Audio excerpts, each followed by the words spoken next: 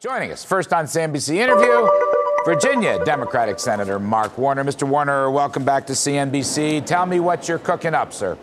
Well, what I've been trying to work on for the last month or so is how can we get more lending out into the small business community, which is going to be the job generator when we start to see this recovery really start to hit Main Street. But we've seen enormous numbers of small business loans pulled. We've seen banks hoarding their capital.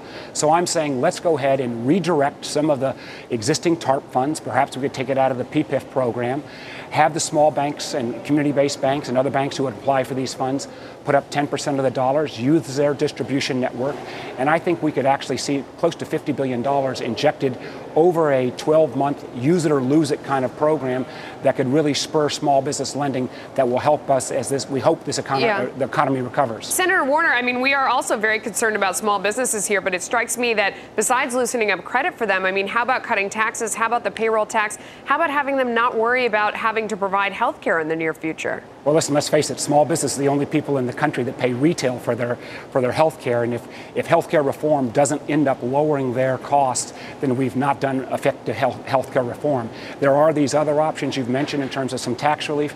But I got to tell you, what I hear from small businesses across Virginia, what I even hear from large businesses who are saying their suppliers are going out of business because their credit lines have been pulled, is that banks are trying to build up their capital reserves and consequently even cutting back on functioning, profitable small businesses.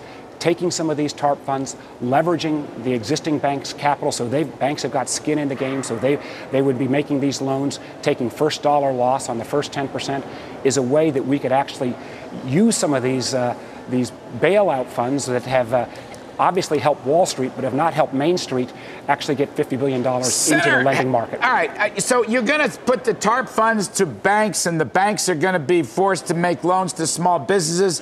It sounds sort of cumbersome. It sounds very regulatory to me. It doesn't sound regulatory. I don't know how you track it, sir. I mean, there's a certain cash for clunkers feel about this. How do you push that money out the door? Let me show you. Let me tell you how you would.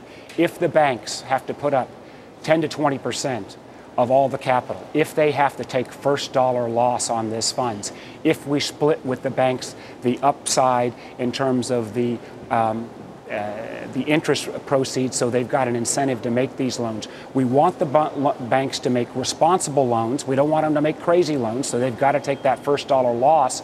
I think we've got a distribution network that wouldn't require actually driving this entirely through the SBA. The SBA could help with the technical, but we could put this money out. We've seen the money go out in the earlier efforts last year.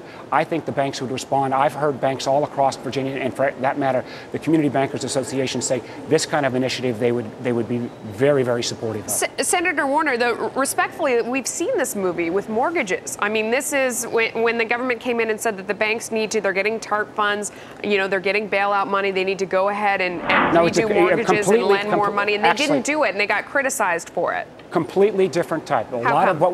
Because what we were talking about in the past was oftentimes going in and buying up old mortgages, as opposed to these would be new loans. This would not be allowing banks to basically lend to a small business to get rid of a bad loan that they've got on their books.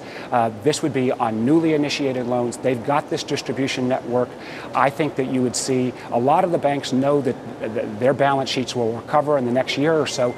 They need this assistance. But they're being criticized for not making new mortgages as well. I mean, you hear that from real estate brokers all around the country, is that people can't get mortgages to buy the homes, to clear the markets, and the banks rightfully are saying, we don't know what these properties are worth. We don't know. We don't want to make loans right now. You can't force us to. But you're completely mixing apples and oranges. The real estate market, we've seen the real estate market great declines.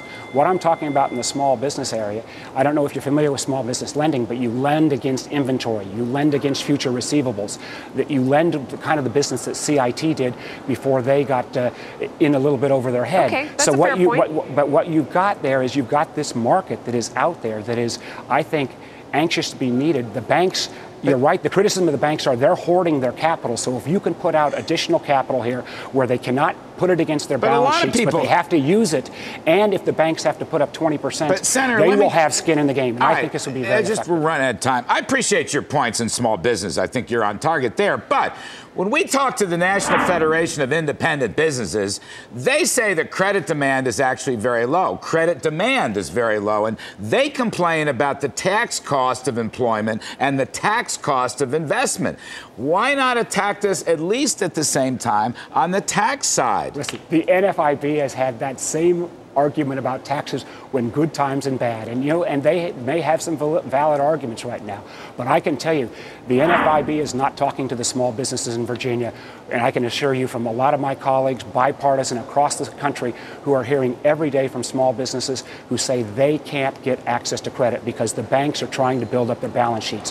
What we're saying is, let's take some of the TARP funds that have clearly helped Wall Street. Let's actually make sure they get down to Main Street. Let's make sure the banks have got skin in the game by putting up to 10 to 20% and taking that first dollar loss. Yeah. I tell you, $50 billion put into the small business lending market over the next 12 to 24 months would do a lot to make sure those small businesses are there to hire folks as this economy hopefully recovers. Senator, thank you so much for coming on. We're quibbling about the details, but it's a laudable cause. We appreciate it. Thanks for coming on, Trish. Thank you.